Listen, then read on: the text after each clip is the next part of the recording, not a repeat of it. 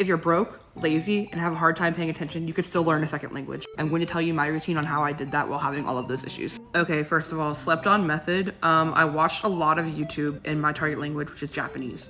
And what I would do is I would watch the same video twice.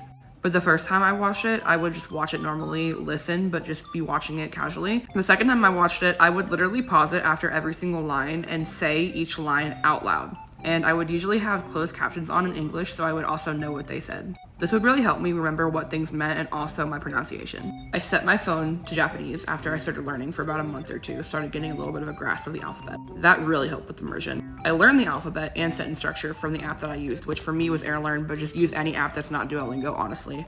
Love AirLearn though. Very important that you practice speaking as much as possible. Like, the YouTube method is so good because it makes you practice speaking, but you should also practice speaking with other people if you can, or with an app if you don't have someone to practice speaking with, which is what I also did sometimes.